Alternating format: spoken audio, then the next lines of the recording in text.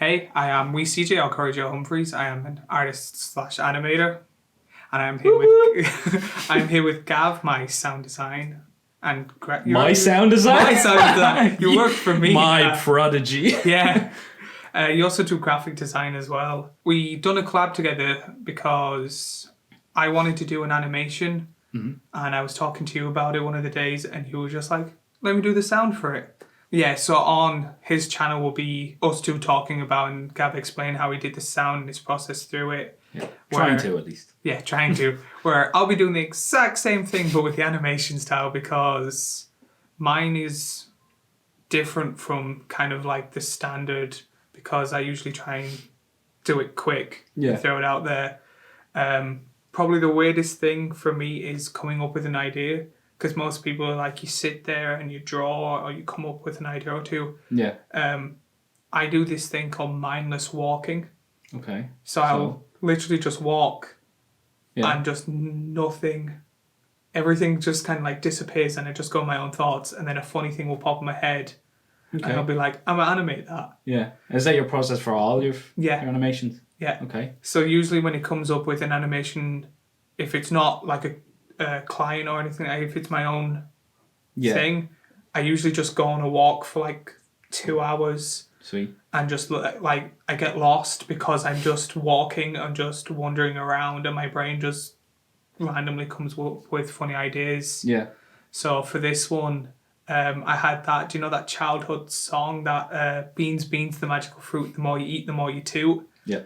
And that popped in my head. I was like, how funny would it be if that actually happened, that you had a bunch of beans and could fly around. Yeah.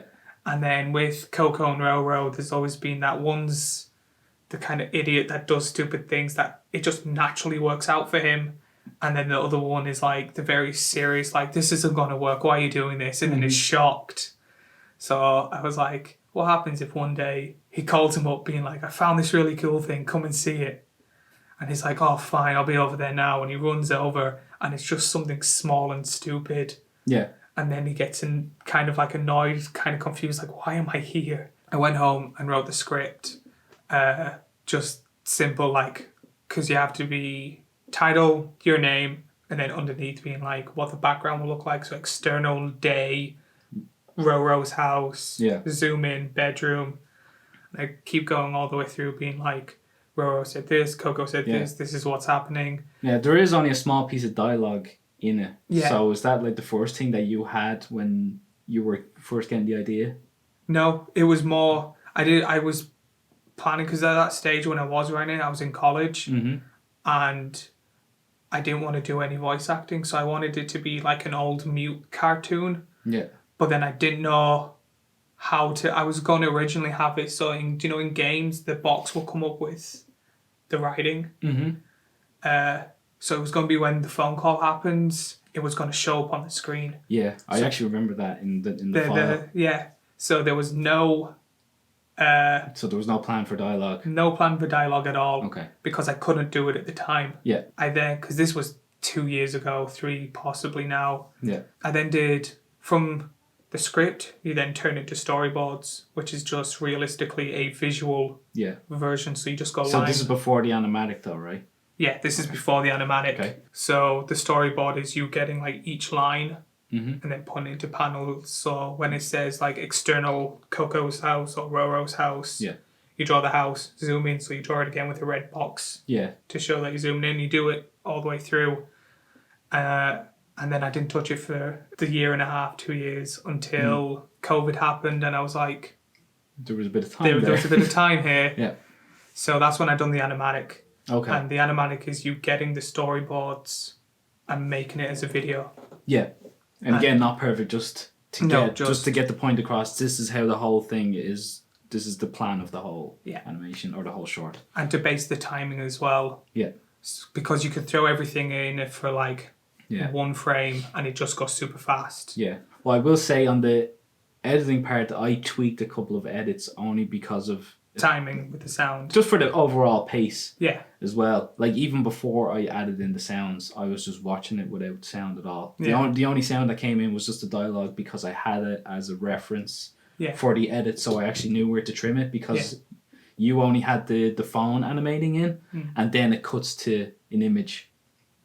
So that can be obviously like extended or shortened to however long it is. So that was my only kind of reference.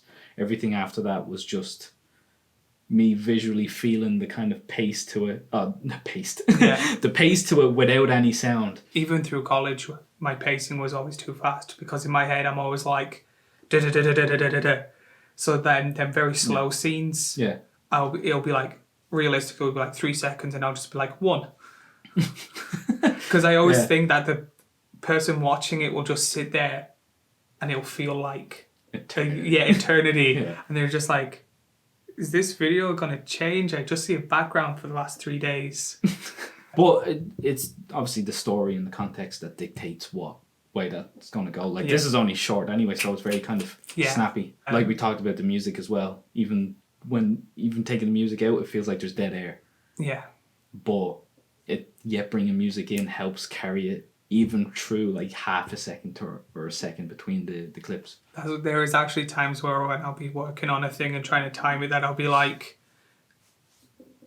we can put in a random sound here to keep the person's interest. Yeah. But for me, it'll just be like, I don't know, for an example. So like if the room is getting a bit too boring, I might just have like a truck going past. Because I'm like, if it's too long, I can just, when I get to that final part, I can then just shorten and get rid of the truck sound. Yeah. I can't. It's easier to go long and then cut it than it is to go short and then. So that's why. Extend it. That's why there's parts where I kind of cheat, where it's like, do you know the part you explained where the phone comes in and then it's a picture? Yeah. It's because I could send you a video file of the phone coming in and then him sitting there with the phone. Yeah. But then if you need to make it longer, and then the scene's already cut on it. Yeah. So that's why I was like, cool, I'll just have it in and then have that as an image, so you can just stretch that image on the timeline for how long you want. I did do the same at the end where his eyebrow raises just before it goes to the end credits. Like, because when his eyebrow, I think, hits the top point, I think it cuts then. Yeah. And I remember just bouncing out a frame of it, bringing it back in as a JPEG and just extending it just so I had that extra bit of room for the music to kick in and then go to the black. After the animatic. The backgrounds. I usually do the backgrounds first.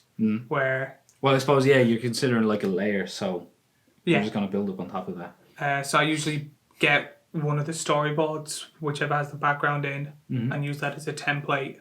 And then draw over that. So what software are you drawing all this in? I do backgrounds on Paint Tool Sci. Okay.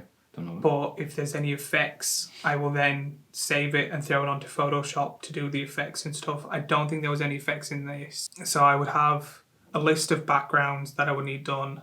Quick question, do backgrounds take you long to build up, or it completely depends on how many elements are in the background? It depends on the elements. For the type of animation I do, it doesn't really take long because I usually just go like the table. I would just get like the square tool. Yeah. And just go, the table goes here, poster here, wall here, floor here, and then add in the details. Okay, yeah. I think it would probably take me around 3 to 5 hours roughly on each background. Okay. And then I get the animatic, cut it up into sections, so whenever there's like a camera switch, or like a camera change, or just pretty much whenever the camera isn't doing anything other than panning, I make a list of scenes, throw in the background for each scene, throw in the cut up animatic for each part. Yeah. And then this is the boring part. I always hate this part. So then I just have everything filed and organized. And then you're speaking my language. Yeah. And then it comes to the fun part where it's... No, you're already in the fun part. No. The fun part for me is I'll pick... kind of depending on the day, like if I have like maybe a few things to do throughout the day, I might pick a small scene. But if I have a free day, I'll pick a longer scene. Yeah. And I'll open... I used to animate on Toon Boom, and I prefer using Toon Boom. Okay. But I haven't been able to kind of afford it. But yeah, I have Flash and I pay for Flash, so I've been using Flash, Adobe Flash. So I would throw the timeline in from the animatic. Yeah. I'll throw the background in, and then I do a thing called vector-based animation or tween animation. Okay, which is? So it's, instead of drawing frame by frame, I would have a layer that's just like the hand. Yeah.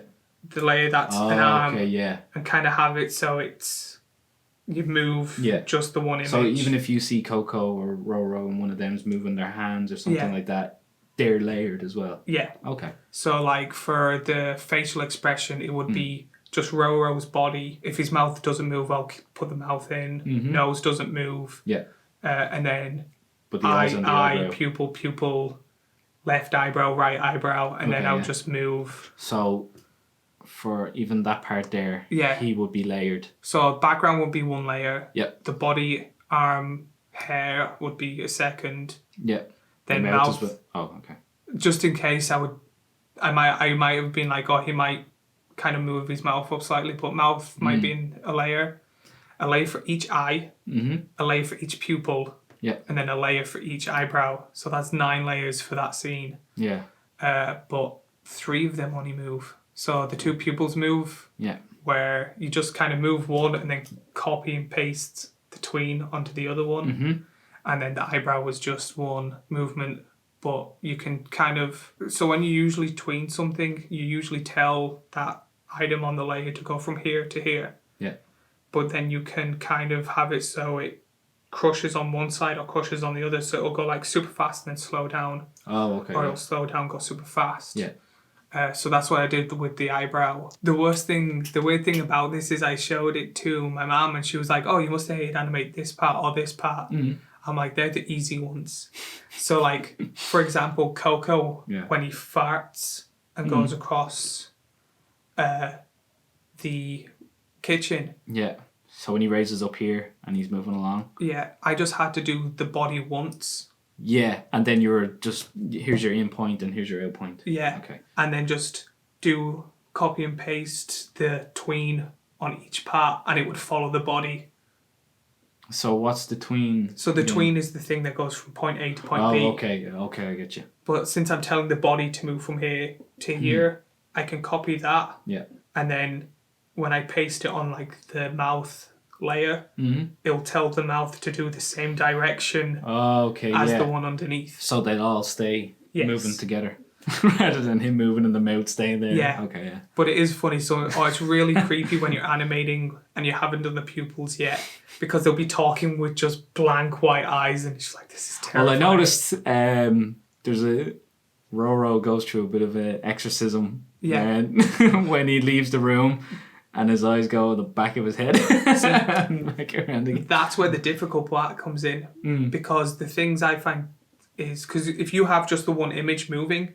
That's completely fine. Yeah. But if you have to change that image, that's when the tediousness comes in. So when the pupil actually hits the end of his eye, I had to redraw the pupil just smaller and smaller because it looks, instead of that it goes around, it looks like it just pops. Oh, okay. So there's literally his pupil I done half the size and then half the size of that. And then I had to redo it on the other side. Oh, okay. So the actual hardest part of me animating any of this was actually the front door. Really? Yeah. Jeez, of all the things. Is the front door because I had the door. Yeah. And I would...